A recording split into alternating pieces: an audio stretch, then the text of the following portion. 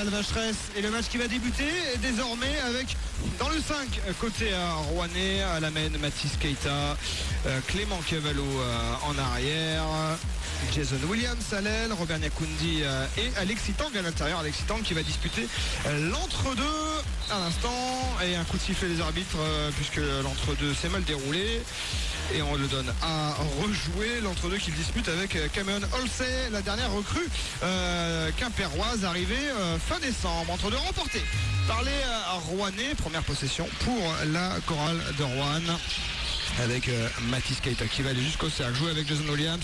Le petit shoot de main de Jason Williams pour ouvrir les hostilités et le compteur de ce match face à cette équipe de Quimper qui redécouvre la Pro B. Quimper qui avait connu une première période dans le championnat Pro B entre 2004 et 2012. Ils ont été promus au printemps dernier en remportant le Final Four de la Nationale 1, et Kevin Olsey qui égalise à 2 partout. On l'a dit, il est arrivé fin décembre du Liban pour remplacer DeMarco Cox, un joueur qui vit sa première expérience en France. Williams qui marque avec la faute, il aura le lancer à suivre, l'Américain qui est un petit peu déchargé, j'ai envie de dire, du rôle de leader d'attaque avec le retour de David Jackson. Jackson qui débute sur le banc. Williams qui tourne cette saison à près de 15 points par match et qui là a déjà inscrit les 4 premiers points de la chorale de Rouen et a lancé pour en rajouter un. Et c'est fait pour Jason Williams qui a connu d'ailleurs lui la Nationale 1. Il a croisé l'UJAP Quimper lorsqu'il évoluait à Vichy. Allez, possession pour les UJAPistes de Quimper. C'est comme ça qu'on appelle les UJAPistes. Alors oui, c'est comme les coralliens quoi. Exactement, on peut les appeler les UJAPistes, mais tu peux les appeler les Quimpérois, les Finistériens, les Bretons. Tu as un large panel pour qualifier les adversaires. Hors de choix, voilà. Exactement, et les UJAPistes justement, ils ont raté leur possession, la balle récupérée par les Rouennais. Robert Nyakundi à 3 points, c'est parti, c'est dedans pour Robert Nyakundi et les Rouennais qui déjà font un break, ils mènent 8-2, 6 points d'avance après 1 minute et moins de 30 secondes de jouer dans ce match. Ça s'annonce difficile pour les Bretons qui possèdent l'avant-dernière défense de Pro B avec 84 points encaissés en moyenne. C'est eux qui concèdent la plus forte adresse au tir à leurs adversaires, 52% en moyenne pour les adversaires de Quimper, 39% à 3 points. C'est eux qui concèdent le plus de passes décisives, c'est eux qui subissent le plus d'interceptions et c'est eux qui concèdent la plus forte évaluation. Autant dire que les statistiques, les voyants sont plutôt au rouge pour les joueurs de Quimper. Allez, possession entre les mains de Cameron Olsey qui rentre dans la peinture sans opposition et qui rajoute un panier. 8-4 pour les Rouennais. Alors les deux équipes s'étaient rencontrées entre guillemets alors que la balle avait perdu la passe avec Sitang qui a atterri en dehors du parquet. Les Rouennais et les Quimpérois s'étaient croisés à Bercy en 2007 lors de la finale des playoffs. Les Rouennais jouaient la finale Pro A et juste derrière, Quimper jouait la finale Pro B à l'époque. Rouen avait remporté le championnat de France, on s'en souvient, face à Nancy, c'était le 2 juin 2007. Et derrière, Quimper avait raté la dernière marche qui le menait vers la Pro A. Il s'était incliné face au Vichy de Jim Alball.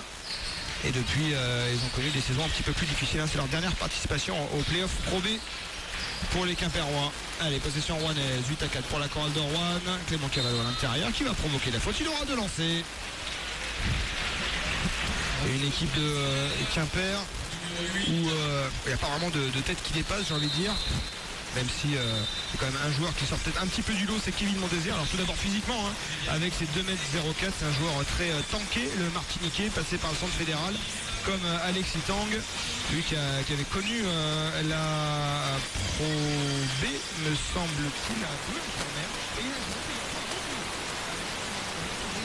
Tu prononces mal, c'est Meur ou Briseur. Exactement, alors là les Rouennais on n'est pas bon pour l'accent. Non mais il faut y mettre un coup de cœur un petit peu là.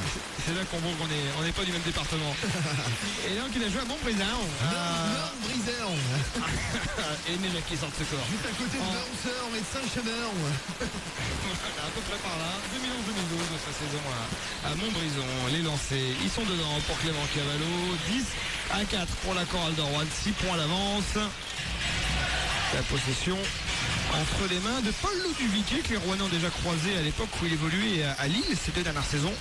Joueur prêté par le BCM Gravelines. Gravelines qui a connu une incroyable panne hier en Pro A dans le derby face au Portel. Il menait de 18 points dans le dernier quart-temps avant de se faire remonter, de se faire égaliser par le Portel et de perdre après prolongation. Ils ont fini le match en concédant un 26-0, figure-toi. Non. J'espère qu'on... oui, alors ça c'est assez incroyable. Hein. Ça rappelle un petit peu le Choral Saint-Chamond de la saison dernière, de la dernière journée. Autant dire que les supporters de Gravelines, ils ont dû se réveiller le matin en se demandant si c'était pas un cauchemar, mais non. C'était bien le scénario du match, en plus dans un derby. Allez, l'entrée en jeu de David Jackson, la première entrée dans ce match pour l'Américain à la place de Robert Niakundi, et des lancers côté quimpérois pour Maxime Choplin, qui, comme pas mal de ses coéquipiers, vit sa première saison en Pro B. Lui qui est formé au Mans, et il rentre son premier lancer franc. Maxime Choplin, 2 sur 2, ça fait 10-6 pour la chorale de Rouen. On joue depuis 2 minutes et 40 secondes dans ce premier quart-temps. Ah tiens, il y a notre adversaire du week-end dernier, le SLUC Nancy, qui est en train de se refaire une petite santé là, face au STB Le Havre. Déjà 11-2 pour les Nancéens. Ah, les Nancéens, ils sont un petit peu fait remuer. Oula, la passe là, Alexis Tank qui regardait pas de jeu, la balle récupérée par Jason Williams. Ils sont un petit peu fait secouer par leur coach, Greg Beugnot, on imagine bien. Et le panier de David Jackson qui signe son retour à la halle. Il n'est plus joué ici depuis près de 3 mois, depuis la première journée de championnat face à Évreux. David Jackson, il s'était blessé lors de la 2e journée à Denain, aux Ischio. Il devait revenir en novembre, ça ne s'était pas fait, il avait eu une rechute et il est de retour en ce début d'année. La faute d'Alexis Tank qui envoie Cameron Halsey sur la ligne des lancers. Cet Américain de 2,03 m. Si c'est Halsey, j'en veux aussi. Alexis Tank. Pas mal. On du travail dans la pub, toi. J'aurais dû faire conseiller en communication. Comment on appelle ça, des concepteurs-rédacteurs, des créatifs. Il y a des gens qui pensent, quoi. Voilà, c'est le brainstorming. Eh ben, Halsey rentre son premier lancer franc, l'Américain, sous le maillot bleu et blanc de l'UJAP Quimper. Quimper qui est sur une série quand même assez dramatique de 11 défaites consécutives. Et vendredi dernier, ils ont pris un panier toute dernière seconde face à Fos à domicile, alors qu'ils étaient partis pour aller en prolongation. Alors, évidemment, quand ça va pas, ça va pas. Allez, la possession rouennaise, 12-8 pour la chorale de Rouen. Ils sont revenus un petit peu, les Bretons. Et ça fait longtemps que les Rouennais n'avaient pas croisé de Bretons d'ailleurs.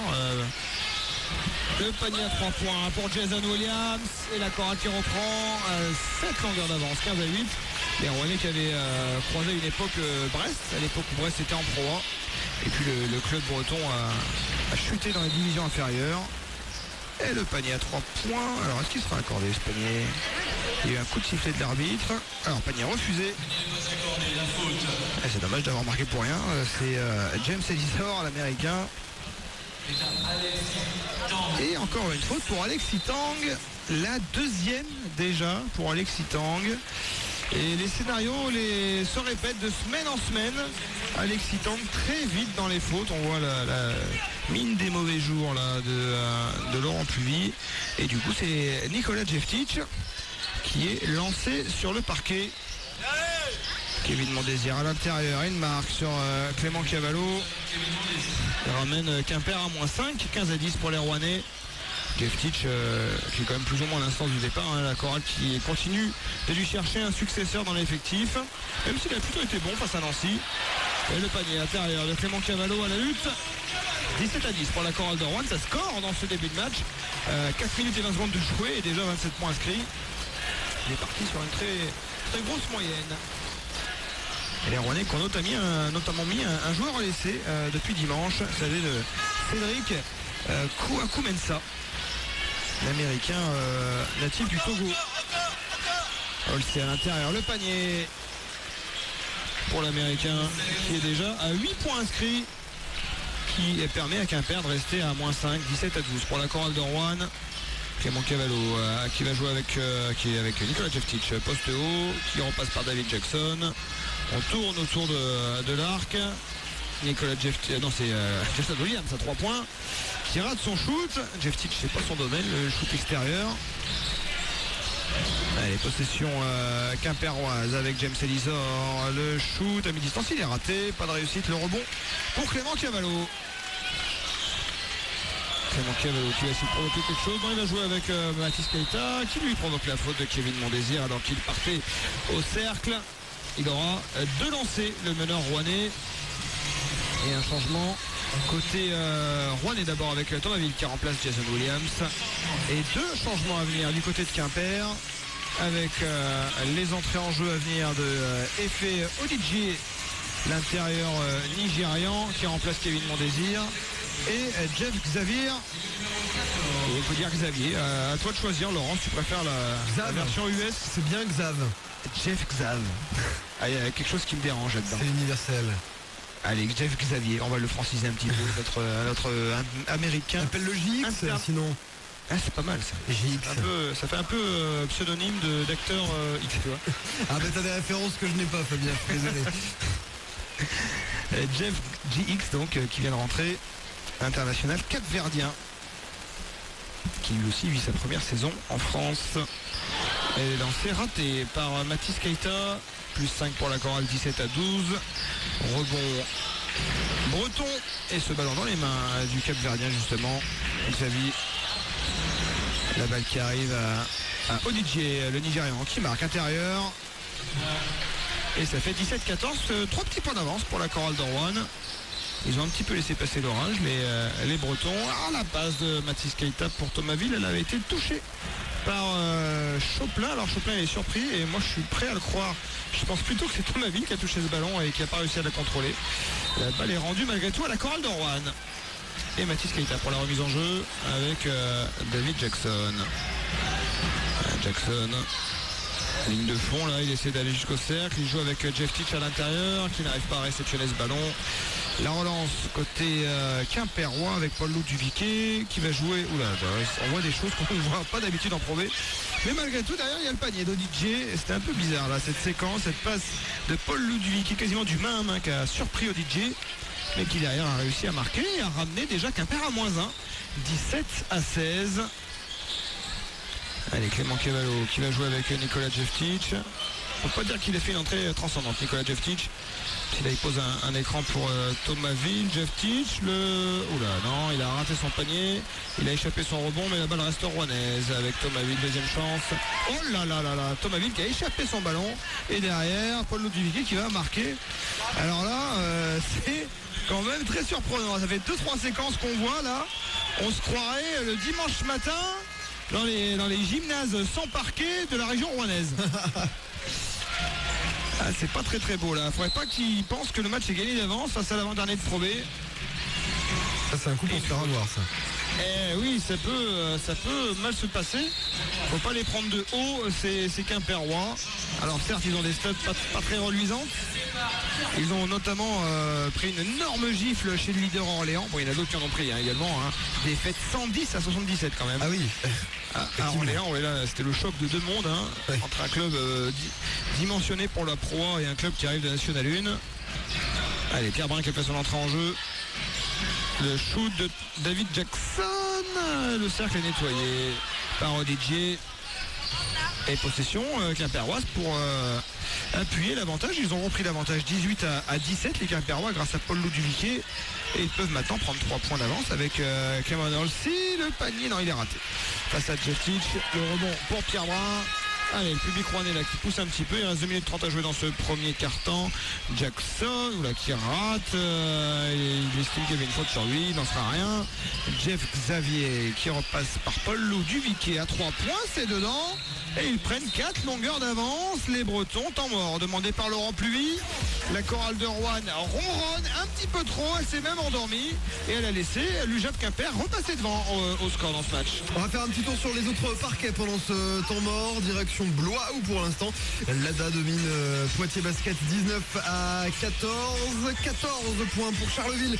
7 seulement pour Denain du côté de la Caisse d'Épargne Arena qui est cher à ton cœur, Fabien, on le sait.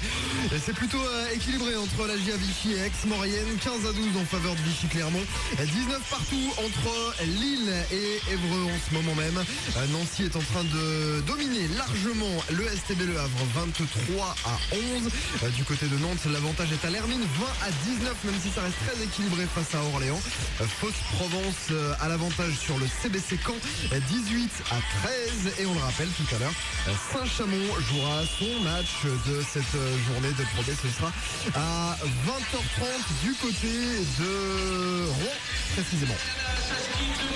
Ouais, et les Rouennais là qui me semble-t-il viennent d'encaisser un 11-0 alors que le tableau d'affichage vient de s'éteindre entièrement. Voilà, t'as 2 tableaux d'affichage dans cette salle, un de chaque côté. Ah ça y est, c'est revenu, il y avait une espèce de blackout, tout avait disparu. C'était hop, on recommence du début, désolé les gars. C'était pour rigoler. Non, c'est revenu, on voit à nouveau que côté Rouennais le meilleur scoreur dans cette entame, c'est Jason Williams avec 8 points inscrits, 8 points comme Cameron Halsey, l'américain, 2 Quimper. Le jeu qui reprend, possession rouennaise avec Thomas Ville pour remonter ce ballon face à Thomas Prost, meneur remplaçant, Mathis Keita qui va essayer de provoquer. Non, mais il va marquer avec la planche. Il n'a pas eu la faute. Il la réclame à l'arbitre. Il a eu le panier, c'est déjà ça. Et il ramène la chorale à moins de 21-19. Possession pour les Quimpérois. Thomas Prost qui est de la région lyonnaise, lui. Fils d'Alain. Formé à la JL. ça pourrait. Je crois que le fils d'Alain Prost, il fait de la formule électrique. La formule E, la fameuse formule E. Eh oui. Et donc celui-là, non, il s'est mis au basket. Et le marché justement qui vient le sanctionner, balle rendue à la chorale de Rouen. Allez, une possession pour égaliser à 21 partout peut-être pour les Rouennais là après leur petit blackout aussi à eux. Comme le tableau d'affichage, ils ont eu quelques minutes. Un petit moment d'absence. Ouais, exactement, là ils étaient ailleurs. Allez, Thomas Ville qui va prendre le shoot. C'est dedans pour Thomas qui aime ses matchs à la Alvacheresse. Et pour les joueurs, des fois, un adversaire comme ça, quand on est en confiance après une grosse victoire à Nancy, on peut se dire tiens, je vais pouvoir un peu stater ce soir, un petit peu scorer, un petit peu noircir le tableau. Cameron aussi, il est en train de les noircir aussi, la feuille de stats là, avec un nouveau panier en tête de raquette, 23-21, il redonne 2 points d'avance à Quimper. Possession rouennaise avec Mathis Keita face à Thomas Prost. Keita qui va profiter de l'écran de Pierre Brun. Il essaie de trouver une solution là face à la défense bien en place de Quimper. Il va pénétrer. Ah, il est trop court là pour son lay-up. Ballon récupéré par les Bretons avec Thomas Prost. Cameron Halsey, l'américain qui va poster Nicolas Jeftic. Là, il essaie d'imposer son physique. Le petit shoot d'une main très propre. Ah, il est d'une adresse redoutable. Halsey.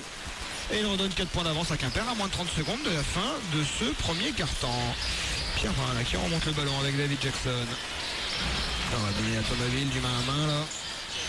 15 secondes sur la possession, 18 secondes à jouer dans ce premier quart-temps encore. Jackson qui va essayer de marquer de près, c'est fait, un petit shoot humain, un petit flotteur à l'intérieur. Dernière possession, il reste 8 secondes pour Quimper qui mène de 2 petits points, 25 à 23, 5 secondes. Thomas Prost qui va essayer de pénétrer et il va perdre ce ballon. Paul Luduviquet qui le récupère. Le contre au buzzer. C'est la fin du premier quart-temps. La chorale de Rouen est menée par les gosses, après le bus, après le temps. J'ai couru après une promotion, après la gloire. Alors ne me demandez rien. Mon thé vert, ma tablette. Et je me pose dans ce grand fauteuil en pilou-pilou qui me tend les bras. Toi, tu as toute la nana qui s'apprête à courir après les baskets. Là, tout de suite, il y a moins 10% supplémentaires sur toutes les baskets soldées, femmes, hommes et enfants. Voir conditions sur le site. Et vous faites comment pour faire des économies de gaz?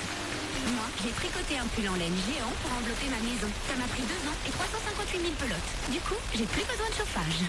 Et ben moi, pour faire des économies d'eau chaude, j'ai installé 2 robinets d'eau froide dans la douche. Pas bête, hein?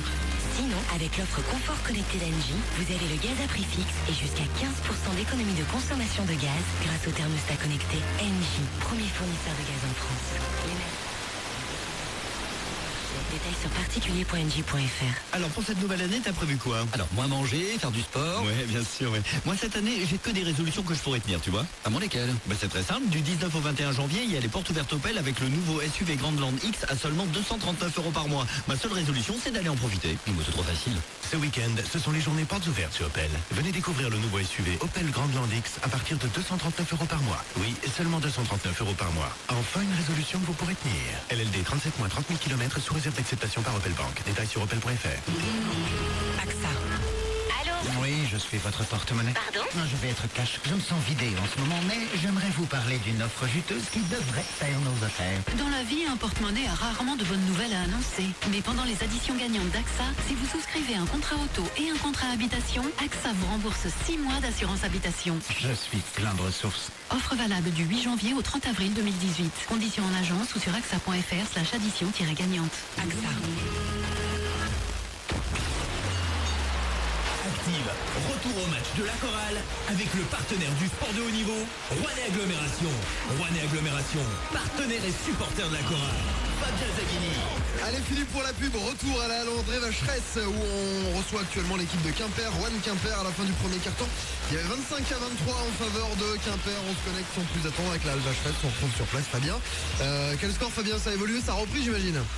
Ça a repris depuis 2 minutes et 45 secondes et Quimper là qui est en train de bluffer la halle Vacheresse, il mène 31 à 25 les Bretons, peut-être la réponse de Thomas Villa 3 points dans le corner, c'est dedans.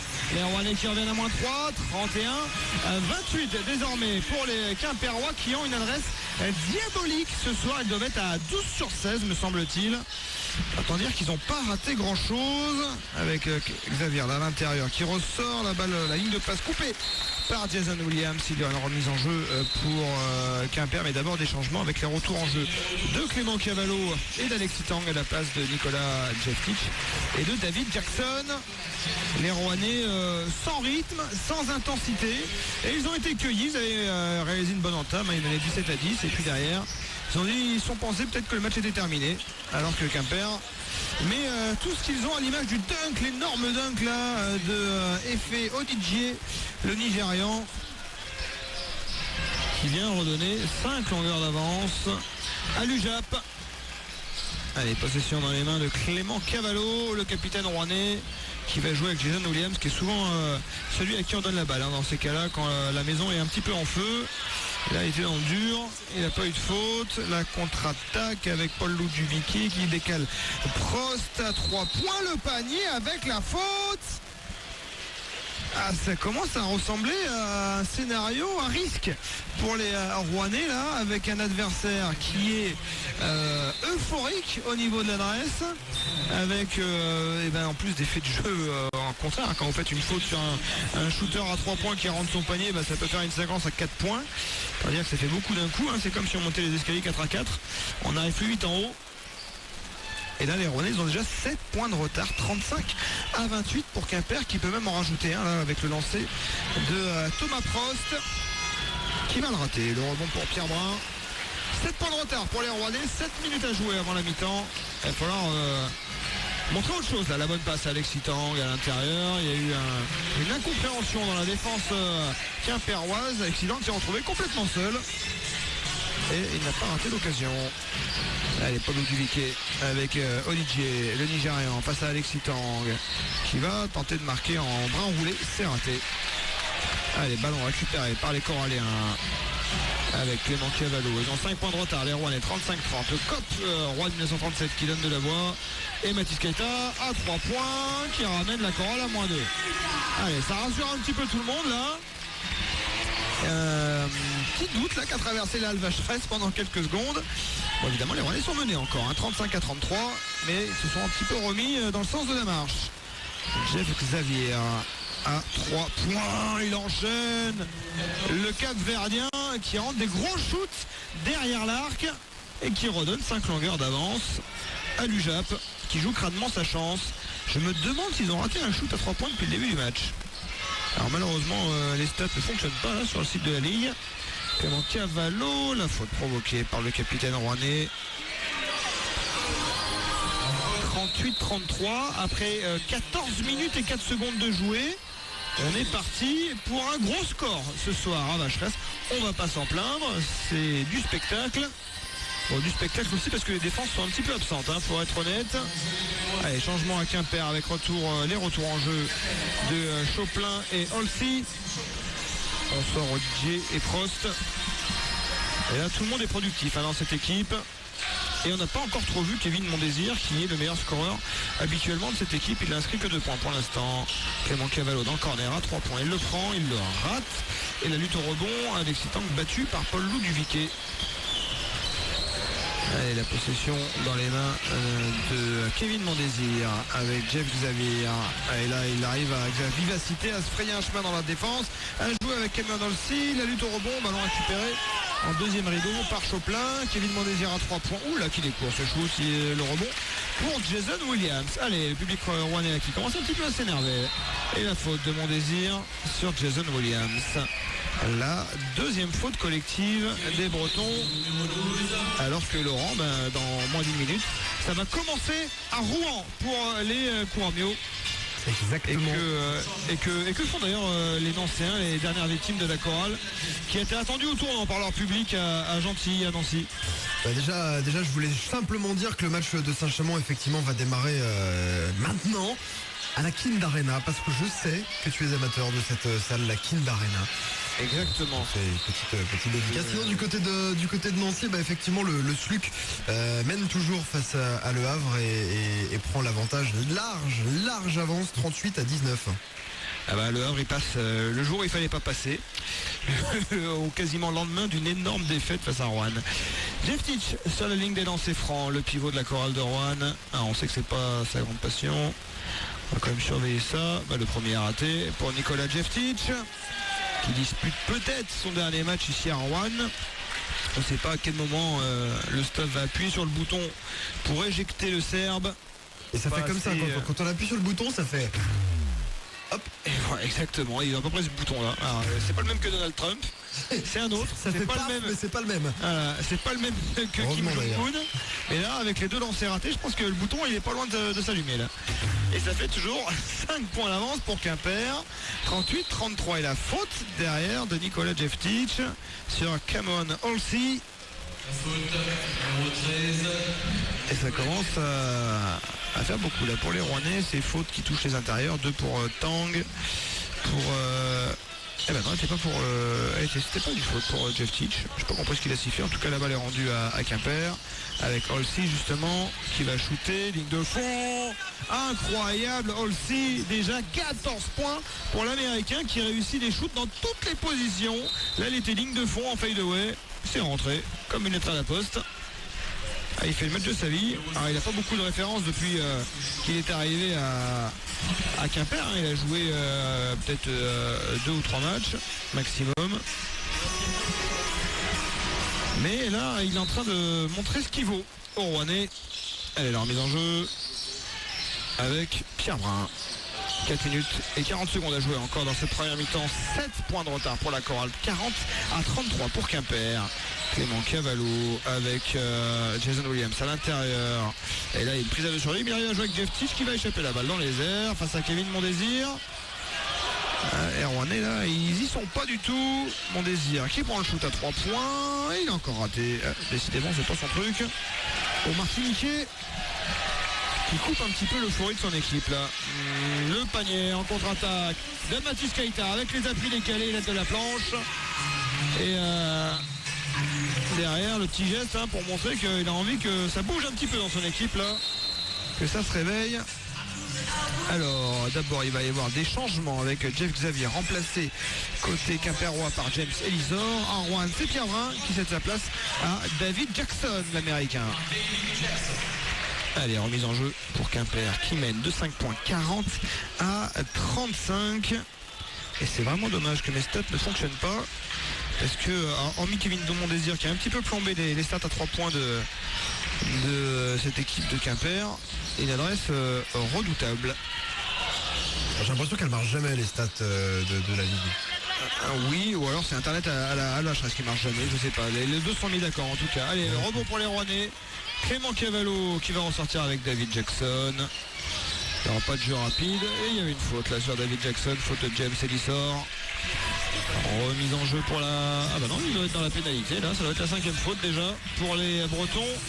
Et ça va envoyer David Jackson, l'américain, qui a la moyenne de points par match est le meilleur scoreur de la chorale de Rouen. 16,3 en moyenne. Alors il a disputé que 3 matchs, faut le rappeler. Derrière, c'est Jason Williams avec 14,8 points par match et Robert Nyakundi avec 13 points par match. Nyakundi cloué sur le banc avec 2 fautes rapidement prises en début de match. Le premier lancer réussi par David Jackson qui ramène les Rouennais à -4, 40-36 pour Quimper qui avait 2 points d'avance à l'issue du premier quart-temps. Allez, deuxième tentative pour l'ancien joueur de Boulazac qui réussit son lancer. C'est 2 lancers, 2 sur 2, 40-37, 3 points de retard pour la chorale de Rouen. Et 3 minutes 30 avant la pause. Oula, il y a eu un petit geste bizarre là, un petit marché là de Elissor qui n'a pas été sifflé. La passe de Chopin touchée par la défense rouennaise, balle sortie, remise en jeu 8 secondes sur la possession. Alors que l'Alvacheresse recevra 2 matchs la semaine prochaine. Le mardi en Coupe de France, ce sera entre la chorale de Rouen et Chalon-Reims, équipe de Pro A, 16e de finale. Et puis le vendredi, ce sera un autre derby face à Vichy-Clermont. Chopin à 3 points, c'est raté le rebond pour Clément Cavallo. Allez, les Rouennais là qui ont une position pour revenir tout près de Quimper. Voilà, Cavallo là qui n'aura pas de faute sifflée. Oh là là là là, la balle perdue par les Rouennais. Et Chopin qui va marquer avec la planche. Alors, Laurent Pluvier et tout le staff et toute la salle qui réclame une faute sur Clément Cavallo qui s'est quand même bien fait remuer. Derrière, il a fait une passe pas très assurée pour Jeff Titch qui a plongé pour essayer de sauver la balle, sauver le retour en zone. Du coup, il a donné la balle à l'adversaire. Allez, la passe à Jason Williams à l'intérieur. Il y avait une faute sur l'Américain. Il y aura 2 lancers. Et en attendant, il y a 5 points de retard. 42-37 pour Quimper. Quimper qui n'est pas habitué à de tels sommets au niveau de l'attaque. C'est la 16e attaque de Pro B avec 72 points en moyenne. Ils en ont déjà mis 42 en 17 minutes et 20 secondes de jouer ici à Vacheresse. Qui plus est, face à la meilleure défense de Pro B, parce que Rouen est devenue la meilleure défense de Pro B après n'avoir concédé que 47 points face à Nancy samedi. Premier lancé raté pour Jason Williams, ça aussi c'est pas habituel. On voit des choses bizarres ce soir. On va peut-être voir une licorne traverser l'Alvacheresse. Ça va beaucoup mieux, Fabien. Je sais pas ce que tu prends, mais ça va beaucoup mieux. Mois de janvier. Et deuxième lancé pour Jason Williams. Il est dedans, celui-ci, il ramène la chorale à -4, 42 à 38. 2 minutes et 35 secondes encore à jouer avant la mi-temps. On craignait un petit peu d'avoir un match à sens unique. Alors au moins on a un match à suspense. Olsi, le shoot depuis la ligne des lancers. Ah, il est raté celui-là. Le rebond pour Clément Cavallo. Allez, la remontée de balle pour Mathis Keita. Allez, les Rouennais qui vont avoir un match accroché, plus accroché que prévu. Mathis Keita qui provoque la faute, le panier accordé et le lancer à suivre. Keita dans ces moments-là, il fait partie de ces joueurs qui ont, comme Clément Cavallo, la rage pour redresser la situation. C'est pas le genre de joueur à baisser la tête et à attendre que l'orage passe. Changement. Temps mort même. Temps mort demandé par le banc de Quimper.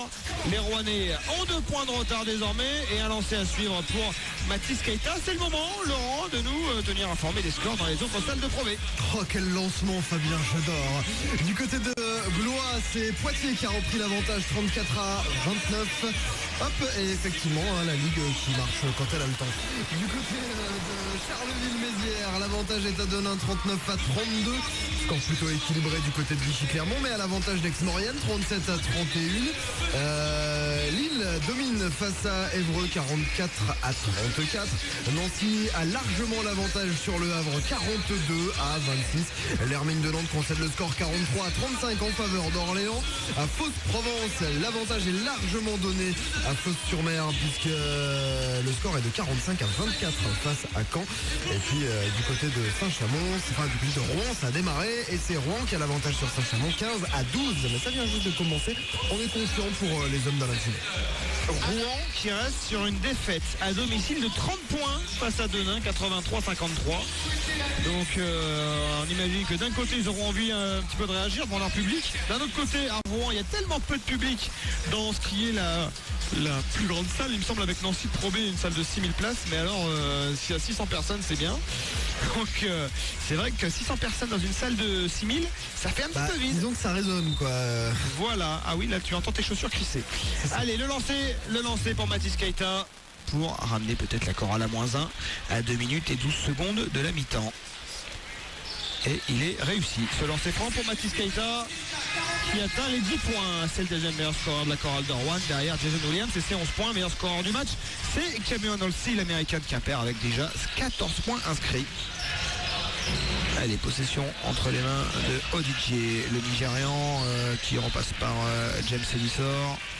Face à David Jackson, il va en jouer avec Odidje poste haut, on va chercher Cameron Olsey, 2 secondes sur la possession. Olsey qui va shooter en toute fin de possession, ça atterrit dans les mains de Jason Williams. Et la bonne pression défensive là, de Jeff Teach sur Olsey. Allez, Jason Williams dans le camp breton. Il va chercher Jeff Teach face à Paul Luduviquet. Il se retourne, il joue avec Mathis Keita qui échappe le ballon. Et la contre-attaque bretonne, il y aura un bon repli défensif. Paul Luduviquet à 3 points, il est ouvert, il le prend, il le rentre. Et il repousse la chorale de Rouen à moins 3. Alors panier accordé à 2 points, il avait le pied sur la ligne. Ça fait 44-41, moins 3 pour les Rouennais. 1-15 encore à jouer avant la mi-temps. David Jackson face à Duviquet. Il essaie de se créer son shoot là en tête de raquette et il le rentre, David Jackson. Et là aussi ça apporte vraiment quelque chose, d'avoir le retour de l'américain dans le groupe, avoir un joueur comme ça capable de se créer son shoot. On n'est pas obligé tout le temps de donner la balle à Jason Williams. On a maintenant un autre américain capable d'alimenter le score, de prendre ses responsabilités. Et il sort qui manque son shoot intérieur. Et la lutte au rebond, ballon récupéré par les Rouennais. Allez, on est dans la dernière minute du deuxième quart-temps. Un petit point de retard pour la chorale de Rouen, 44 à 43. Et le public rouennais qui sent que c'est le moment là c'est un moment charnière, c'est le moment de repasser devant au score. Allez, Jeff Teach avec Mathis Keita. Mathis Keita à l'intérieur, il arrive à passer avec un petit reverse.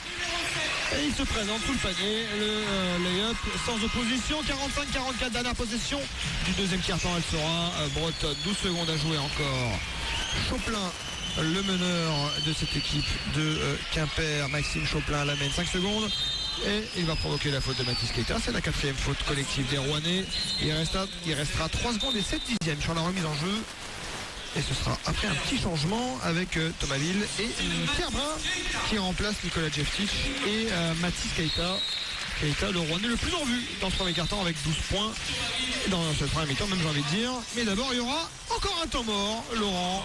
Temps mort demandé par Laurent Foirest, l'entraîneur de Quimper. Et toi qui es un expert du basket, Laurent, que de Laurent ce soir. Eh oui, alors Laurent Foirest, c'est peut-être l'un des plus brillants des Laurent, j'ai envie de dire. Après moi. Oui, alors je sais pas où le situer, mais à 44 ans, Laurent Foirest, il débute quasiment sa carrière de coach. Hein. Il a débuté en décembre 2015 à Quimper, mais auparavant ça a été un brillant joueur du basket français, formé à Antibes. Il a joué à Pau Orthez, à Vitoria, à Villeurbanne. 6 titres de champion de France, un titre de champion d'Espagne, 2 fois MVP Pro A, 150 sélections en équipe de France. Il était de l'équipe de France qui avait obtenu la médaille d'argent aux Jeux Olympiques de Sydney en l'an 2000. Et il est désormais le coach de Quimper, d'un des plus petits budgets de cette Pro B. Un mot rapide sur ce qui se passe à Rouen avec Saint-Chamond. Oui, du côté de la Kind Arena, Saint-Chamond pour l'instant est mené au score 22-15 en faveur de Rouen Métropole. Très bien. Et un petit mot sur Orléans, tiens, le leader. Allez, pourquoi pas.